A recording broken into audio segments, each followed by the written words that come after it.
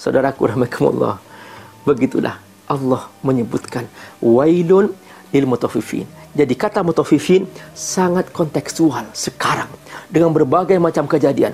Apapun bentuknya. Dulu berupa timbangan di pasar. Sekarang juga mungkin di pasar masih ada orang mencuri timbangan. Di kantor berupa kwitansi. Dan juga di perusahaan. Bisa juga termasuk al-mutaffifun, orang-orang yang menunda gaji karyawan. Bagian inilah yang perlu kita pahami, bahwa jangan sampai kita bersenang-senang di atas penderitaan orang lain. Seorang karyawan yang meninggal dunia karena kezaliman kita, Allah akan memintai pertanggungjawaban di hari kiamat. Mereka adalah makhluk yang paling Allah muliakan. Walaqad karramna bani Adam. Allah memuliakan bani Adam. Makanya siapa yang membunuh satu nyawa, dosanya seperti membunuh semua manusia. Maka ketika seseorang meninggal dunia karena kita penyebabnya, kita harus menanggung dosa itu seperti kita menanggung semua nyawa di muka bumi. Na'udzubillah min dzalik. Saudaraku rahimakumullah, ayo berhati-hati. Jangan sampai jatuh dalam kezaliman yang sama. Ini penyebabnya dari mana? Dari harta haram. Harta haram. Makanya Allah berfirman kepada Rasulullah SAW, "Qul la yastawil khabith wat thayyib." Sampaikan Muhammad, tidak sama harta haram al-khabith dan harta halal at-thayyib. Perhatikan saudaraku rahimakumullah, perumpamaan dari Allah. Allah subhanahu wa ta'ala menggambarkan harta haram dengan kata al-khabith. Khabith, kotoran. Kalau kita ke toilet, kita berdoa, Allahumma inni a'udzubika minal khubuthi wal khaba'ith. Mengapa? Karena toilet tempat kotoran. Di situ bersarang semua setan. Karena setan suka berkumpul di tempat-tempat yang kotor. Nah, harta haram seperti kotoran. Seandainya harta haram itu berbentuk kotoran, niscaya tidak ada orang mendekat. Karena ujian dari Allah, harta haram tidak nampak kotoran. Hakikatnya dia kotor. Qul la yastawil khabith wat thayyib. Makanya orang yang terbiasa makan harta haram, dia akan suka yang kotor-kotor. Suka berzina, suka mabok, suka maksiat, suka dosa, suka mencuri dan seterusnya. Kenapa? Karena itu kotor. Makanya kata Allah, tidak sama kualitas harta haram dan kualitas harta halal. At-thayyib. At-thayyib. Mengapa Allah sebutkan at-thayyib? Karena dia baik untuk dikonsumsi.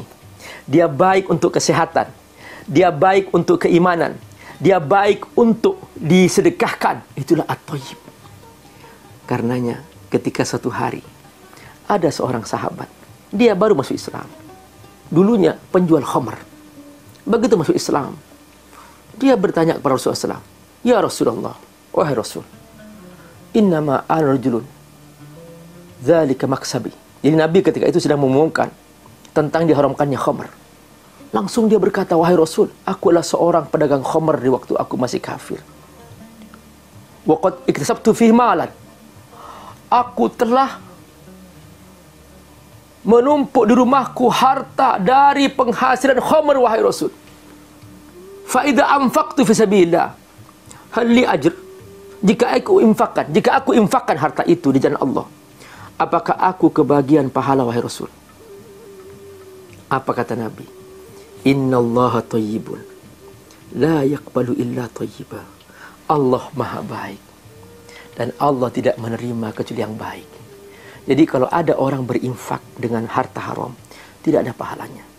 Jadi harta haram itu sebetulnya memang nggak ada gunanya. Mau diapain? Disedekahkan nggak ada pahalanya. Dimakan sendiri merusak. Ya sudah. Itu seperti buah si malakama. Dimakan merusak, diinfakkan nggak ada pahalanya. Bahkan merusak juga. Merusak yang lain.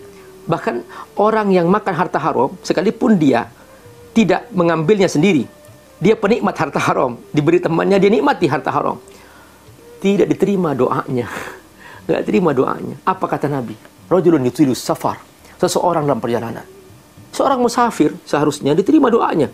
Doaul musafir la yurad, kata Nabi. Seorang musafir nggak pernah tolak doanya. Tapi apa? Begitu dia di tengah jalan dalam safar, dia berdoa. Rajulun ash'atha akbara, pakaiannya penuh dengan debu, kemudian rambutnya kusut, dia mengangkat tangan ke langit, dia berkata, "Ya Rabb, ya Rabb, ya Rabb."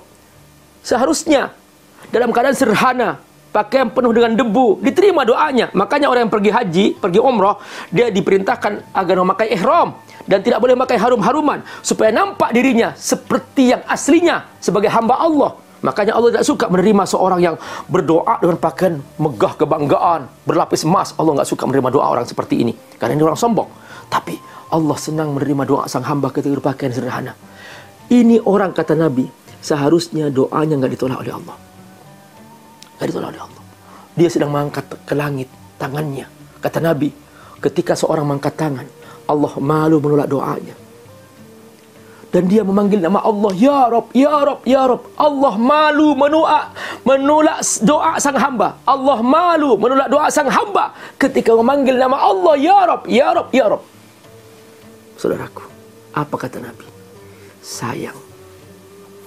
Wa mat'amuhu haram, yang dimakan haram. Aku nggak makan kok. Aku hanya pakai beliin pulsa. Aku hanya beliin baju. Aku hanya beliin sepatu. Aku hanya bikin rumah. Kata Nabi, nggak makan, wa malbasuhu haram, yang dipakai haram.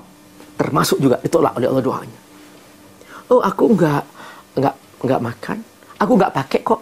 Aku kasih istri, aku kasih anak. Dia kan nggak tahu. Wa ghudhiya bil haram, dan dia menikmati harta haram. Ditolak doanya semua. Fa anna yustajabu lahu, mana mungkin doanya diterima. Ya Allah, ditolak doanya, ditolak ibadahnya, ditolak solatnya, ditolak puasanya karena harta haram. Perhatikan, rusak semua. Sistem dalam tubuhnya rusak semua. Rusak keikhlasannya, rusak ibadahnya, rusak semua. Seperti mobil desain untuk bensin, dia diisi solar, rusak semua, harus turun mesin. Perhatikan, seperti itu bahaya harta haram. Pak Ustadz, kok bisa ditolak ibadahku? Kenapa Pak Ustadz? Aku kan sedang ibadah sudah Pak. Aku baca Quran, aku sholat. Perhatikan, orang yang makan harta haram, sekalipun sedikit, wailun lil mutaffifin, sekalipun sedikit, dia seperti HP disconnect. Sudah disconnect dari operator. Ini HP, disconnect, nggak ada pulsanya. Coba, kamu pencet nomornya ke temannya, pencet nomornya dengan benar. Nomornya benar. Coba, connect nggak? Disconnect kan? Nyambung nggak? Nggak nyambung. Seperti itu orang makan harta haram. Ketika sudah masuk harta haram, langsung dia disconnect dari Allah. Solatnya benar, doanya benar, semua benar. Tapi disconnect, semua tertolak. Ini saudaraku, wailun lil mutaffifin. Masuk neraka orang-orang yang makan harta haram, sekalipun sedikit. Na'udzubillah min dzalik.